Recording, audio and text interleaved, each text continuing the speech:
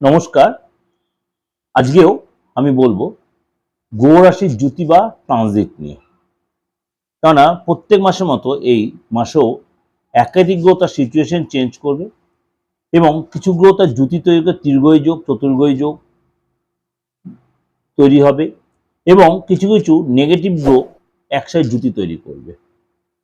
তার জন্য কিছু রাশিকে একটু সাবধানতা সতর্কতা অবলম্বন করতে হবে। কিছু রাশির জন্য ভালো সময় আসবে। এই যে শনি এবং মঙ্গল, আমরা জানি শনি হচ্ছে ন্যায়ের কারক গ্রহ, কর্মের কারক গ্রহ, আদর্শের কারক গ্রহ, সততার কারক গ্রহ। শনিকেও আমরা কিছু কিছু সময় কিছু কিছু ক্ষেত্রে বলি শনি হচ্ছে ঠান্ডা প্রকৃতির,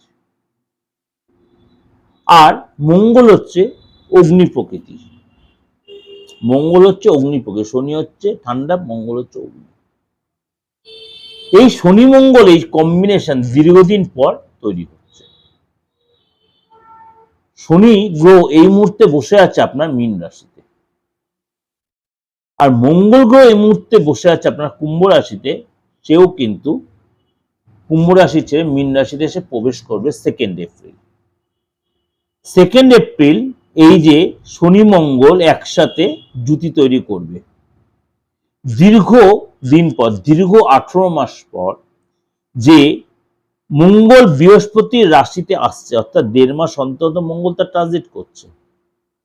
সেখানে শনি বসে আছে, সেখানে শনির সাথে মঙ্গলের জ্যোতি তৈরি হচ্ছে এবং সেখানে সূর্য, শনি ও শুক্র ইতিমধ্যেই অবস্থান করবে।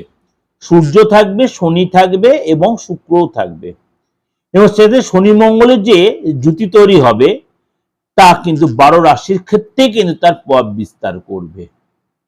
আমি ছোট ছোট করে কিছু কিছু প্রোগ্রাম আপনাদের কাছে দিই, যেগুলো আপনাদের জন্য অনেক বেশি উপকৃত হন, অনেক কিছু জানতে পারেন, সাবধানতা সতর্কতা অবলম্বন করতে পারেন এবং যে রাশিগুলো মানে ডেভেলপ আসবে সেগুলো অনেকটা জেনে আপনারা অনেকটা উপকৃত হন।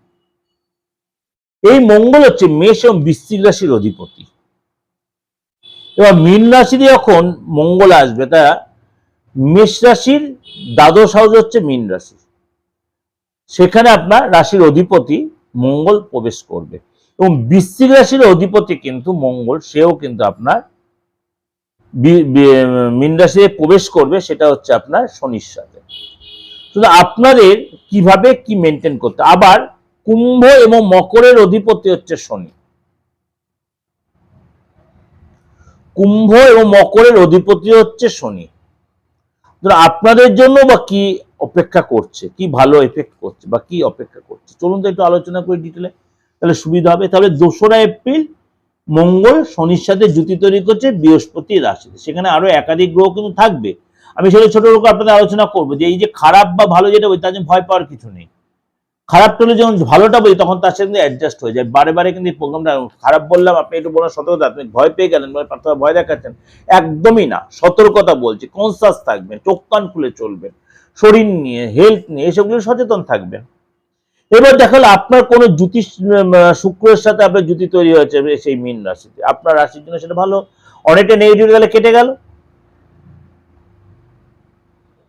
বা আমি যে নবপঞ্চম রাজযোগ বলেছি সেসব যেসব রাশির জন্য ভালো বলছে, দেখালো সেখানে কিছু রাশির জন্য খারাপ বলছে, তার নেগেটিভ প্রভাবটা অনেকটাই কেটে গেলো, ভালোর প্রভাব যখন চলে এলো। তাহলে কি ভালো আর খারাপ আপনি জানতে পারলেন, উভয়ের মধ্যে আপনি একটা বিশ্লেষণ করতে পারলেন যে জ্যোতি মানে যে যোগগুলো তৈরি হচ্ছে সেগুলো যে আপনার সবকটাই আপনার ক্ষেত্রে পজিটিভ হচ্ছে, সবকটাই যে আপনার খারাপ হচ্ছে তা কিন্তু নয়। অনেক পজিটিভ যোগ ও খারাপের প্রভাব একটু আপনার প্রভাবটা কমে গেল, ভালো প্রভাবটা। আবার খারাপ প্রভাব যেটা ভালোর কাছাকাছি এসে অনেকটাতে খারাপের প্রভাবটা দমন করে দিল। কিন্তু আপনার জেনে থাকতে অসুবিধা কোথায় যে এই দিনটা আমার খারাপ সময় আসতে পারে, কিন্তু পার্থদা বলেছিল যে এই সময় আবার আমার ভালো জ্যোতির জন্য আমার ভালো সময় আসছে, তাহলে সেটা অ্যাডজাস্ট হয়ে আমার অত ভয় পাওয়ার দরকার নেই। সবসময় ভালোটা শুনে শুনে অভ্যস্ত, খারাপটা শুনে থাকলে আপনার ওয়াকিবল থাকবে অ্যাস্ট্রোলজি সম্বন্ধে, যে অ্যাস্ট্রোলজিটা অনেক কিছু পারে। আপনারা আমাকে ফেস্টিভ্যাল বসে বিচার করতে পারছেন না, আপনার বার্থ চার্টে কি আছে সেটা আপনি আমি দেখতে পাচ্ছেন, আমি দেখতে পাচ্ছি বা আপনি জানতে পারছেন না। যখন নেগেটিভ যোগ মানে আমাদের কি বলবো অ্যাস্ট্রোনমি বা অ্যাস্ট্রোলজি যাই বলুন, এই সমাজ সংসারের মধ্যে যে যখন গ্রহ রাশি তার যখন ইয়ে করছে, ট্রানজিট হচ্ছে, নেগেটিভ যোগ যখন তৈরি, আপনার বাচ্চাটা যদি সেখানে মধ্যে নেগেটিভ যোগ থেকে থাকে সেই গ্রহগুলোর, তাহলে আপনাকে বেশি সতর্ক থাকতে হবে। সামাও ধরুন শনি মঙ্গল জুতি তৈরি করছে, আপনার বাচ্চাটা হয়তো নেগেটিভ কোনো ঘরে শনি মঙ্গল জুতি তৈরি করে বসে আছে, অবশ্যই সেই সব ব্যক্তিদের একটু যথেষ্ট সতর্ক ও যত্নশীল হতে হবে। বা আপনার মনে করুন দারিদ্র দোষ আপনার বাচ্চাতে রয়েছে, দারিদ্র একাধিক গ্রহের প্রভাবে হয়, সবসময় রবি শুক্র থাকলে যে দারিদ্র দোষ হয়, কিন্তু রবি শুক্র থাকলে অনেক শুক্রাদিত্য যোগও তৈরি হয়, আমি অনেকবার আলোচনা করেছি। অনেকবার শুক্র রবি একসাথে শুক্রাদিত্য যোগও তৈরি হয়, বুধ রবি থাকলে বুধাদিত্য যোগও তাই কিন্তু হয় না। বুধ রবি একসাথে থাকলে কখনো বুধাদিত্য সবসময় হবে তা নয়, কিন্তু এগুলো কম্বিনেশন, এগুলো মেজারমেন্ট, এগুলো কখন কোনটা সেগুলোর বেস করে ডিপেন্ড করে, সেগুলো আপনারা যারা প্রপার অ্যাস্ট্রোলজি করছেন বা জানেন, যারা ডিগ্রিগত বিচার জানেন তারা কিন্তু জানেন। এবার শনি মঙ্গল যে জুতি তৈরি করছে, আপনার বাচ্চাটা যে শনি মঙ্গল নেগেটিভ সিচুয়েশন থেকে আপনার যদি সতর্ক থাকতে হবে। ঠিক আছে, ক্লিয়ার? চলুন তাহলে এবার ডিটেলে আলোচনা করি। মিথুন রাশি, মিথুন রাশির আপনার কিন্তু 10th হাউসে এই শনি মঙ্গলের যোগ তৈরি হচ্ছে। শনি মঙ্গলের যোগ আপনার 10th হাউসে তৈরি হচ্ছে মিথুন রাশি। আপনার জন্য যদি আপনি কোনো চাকরি করে থাকেন বা কর্ম করে থাকেন, সেই জায়গাটা আপনার বেশ সতর্ক থাকতে হবে। কাজে আপনার সাথে কনস্পিরেসি করতে পারে, শত্রুতামি করতে পারে, বসের কেউ কান ভাঙাতে পারে, বা যদি আপনি বিবাহিত হন আপনার শ্বশুরবাড়ির তরফ থেকে কোনো প্রবলেম আসতে পারে,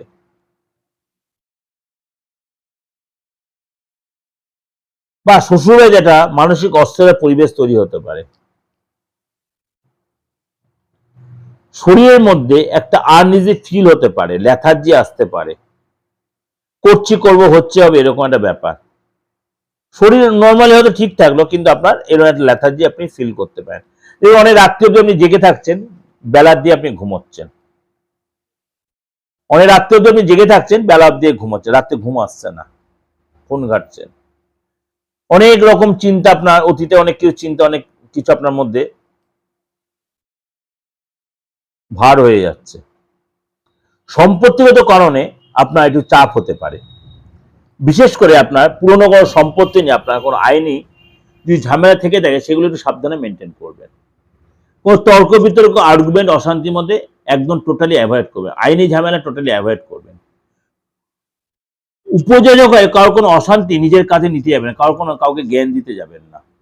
সুতরাং আপনাকে অনেক বেশি চোখ কান খুলে চলতে হবে, মনটা বড্ড দ্বিধাগ্রস্ত হয়ে যাবে, অস্থিরতাবোধ কাজ করতে পারে, ঘরে বাইরে একটা চাপের সম্মুখীন হতে পারেন, লেনদেনের ব্যাপারে সতর্ক থাকবেন, কথাবার্তা সংযত থাকবেন, আপনার কথা নিয়ে লোকে আপনাকে চাপে রাখবে, ব্ল্যাকমেল করতে পারে,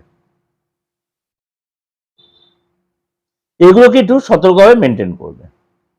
এটা আপনাদের যে ওভারঅল একটা প্রেজেন্টেশন দিলাম, অবশ্যই ভালো লাগছে বা ভালো লাগবে, অবশ্যই আমি চাইবো খারাপটা কেটে যায়, ভালোটা আপনাদের মিলুক,